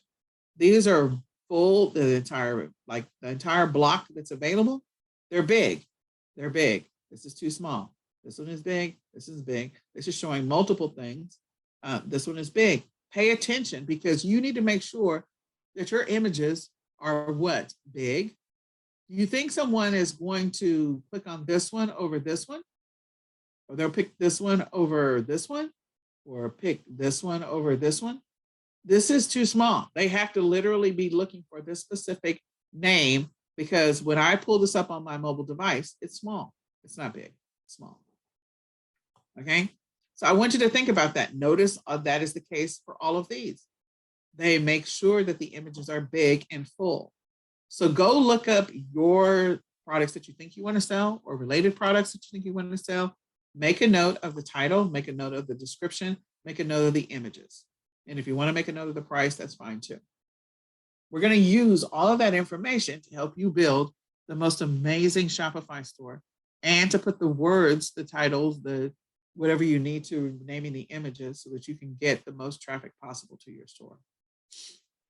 Okay, that is your assignment. Okay, your goal is to find that out, and then we're going to come back and we're going to do a niche exercise next week. All right, so the next thing is, where do I source my products? Where do I get them? So you have third-party suppliers. You can get products, and we're gonna go into a deeper dive in products, but this is high level. You can get products directly from Alibaba, AliExpress, and some of the other wholesale suppliers. There's integrations that are available so that the products, you don't have to physically have them. You can actually sell them in your Shopify store and have an integration to their site. And then once the person buys it, it goes up to that site, and the transaction occurs over there, and they ship it to the customer for you. You have tools like our Burlow, Dropify, Sprocket. We use Dropify. I have a store for my son, and so we use Dropify. So when people buy things on his store through the Dropify app, the transaction will occur, and it will be purchased on the original site and shipped to the customer from there. There's print-on-demand suppliers. I mentioned Printful and Printify. Again, these are suppliers for sourcing products. And then there's wholesale suppliers as well. Some of them have direct integrations into Shopify. Some of them do not. But you can use them as a source for your inventory. So if you decide you're going to buy inventory and you're going to ship it to your customer yourself, this is another way in which to do it. And again, a couple of these I think have actually done an integration at this point with Shopify. So you can actually have Shopify fulfill it on the back end. If you're going to source locally, we still are in the middle of COVID-19, so you just want to be mindful of that. The biggest thing I would suggest, if you're going to source locally, like there's different, if you're going to source from stores, that's one thing. But if you're going to actually go out to suppliers that actually produce things in your area, I'm in the Dallas-Fort Worth area, so I have wholesale suppliers available to me. You could find the wholesale supplier information online, look at their catalog online, and then hire someone from like TaskRabbit or Ship to go and pick up those things for you, or Postmates to go pick up the products for you to have them delivered directly to your house, instead of you going out if you don't want to be exposed. If you are sourcing locally, there's just a couple of basic, housekeeping things that you need to keep in mind. Make sure that you have established a budget, because you are going to be spending some money. So have a budget in mind so that you don't go broke. So as you're thinking about your Shopify store, I've already given you some numbers of $100 to $200 a month you need to set aside for potential marketing. I'm not saying you have to do that. I'm just saying potential marketing as you get started. The store itself is like $29. And again, you have a 14-day trial, so you don't have to think about that initially. But if you have to buy inventory, physical inventory, you need to have a budget to buy physical inventory. If you're not going to buy inventory, you're going to go do drop shipping or print on demand or Printify. That's another option. You may have to have a couple of upfront dollars to be able to make sure that the transaction to buy them on the other side is there until the money is released. So keep that in mind as well. If you're buying locally, keep your receipts, track your mileage, use coupons. I would, if there are some things like there's a lady, my next door neighbor, sorry, who sells watches. And so I'm working on getting her watches listed. She has a boatload of watches. So she has a bunch of antique watches. So that would be an antique watch store that I would set up for her to be able to sell her antique watches. We've been taking pictures of them. It's pretty cool. You also have some liquidators. Some liquidators focus on specific niches. So they may have stuff. If you're going to set up a pet store, you might check with your local liquidators to see if they have pet supplies that you can actually acquire from them. So that's something to keep in mind. And, I mentioned retail arbitrage, online arbitrage. Again, if you're sourcing locally, you can use retail and online arbitrage strategies. The thing that I use for my Shopify store for retail arbitrage and online arbitrage is if I'm creating bundles and I want to test a bundle before I purchase all the pieces from a supplier, then I might go to the store to go get the things I need to get, and I might buy them in quantity and maybe have 50 bundles. Like right now I have 200 stockings, Christmas stockings. So that would be Christmas stocking bundles that we make here in the house. And those would be products that I would list on my Shopify store if I was doing Christmas bundles, selling Christmas stocking bundles. So I don't have a Shopify store for Christmas stocking bundles. I sell them on other sites. But if I was going to, again, I have enough supply in my house that I can fulfill some of the orders until I figure out which ones are the ones that are selling the most, make more of those, order that directly from the wholesale supplier, all the pieces that go with it, and go from there. So wholesale, and working with a distributor is good, but sometimes you can come up with concepts and ideas by sourcing locally to build out, if you're doing like the subscription boxes, when we get into that, you might need to find all the pieces locally so you can build that subscription box. So I want you to think about that as well if you're going to source locally. Here are some of the stores that you could potentially source from locally. There's a couple of them that are not, these are on online stores. So you can order inventory from there to be able to sell products from Wayfair, Overstock, Hayneedle, that kind of stuff. But the biggest thing is we're really, as part of this activity, we're really going to focus more on distributors, wholesale. If you've got a private label product, that's great, print on demand, drop shipping. We're going to work on that for your Shopify store. So hopefully you don't have to touch inventory. If you have products that you're making, that's awesome. We can also, we'll talk through what you need to do to make that work with your Shopify store. Some of you are great at making soaps or candles and things like that. And so you could set up an amazing Shopify store, like the one that we saw for the lavender. So you can sell those products as well. So for next week, we've given you a whole bunch of stuff. One, I want you to review this video, come back and watch it. Think about what store model that you want. Build a real work schedule. We talked about that. I really want you guys to build a real work schedule. Think about your why. We talked about that as well. Decide on a niche. And if you don't decide on a niche, don't worry about it. We're going to do a niche exercise next week so that we're ready to go. We're going to start right at 9 o'clock on that niche exercise so we can take a deep dive into figuring out what's going to work for you. But I do want you to think about the products that you do have right now. If you have some, go do the product research on it. Go do the search on Google. Go do the search on Amazon. Pay attention to the titles, the pictures, the description. What are those things about it that you need to make a note of so that when we get ready to create your product listings in your store, that you have a fighting chance to be found organically. All right. So what questions can I answer for you right now? I hope this was helpful as a start. I look forward to seeing your stores, building your stores. I'm excited about that. If you don't have any questions, you can always come back to the Q&A that's at 3 o'clock. I'll be happy to answer your questions there.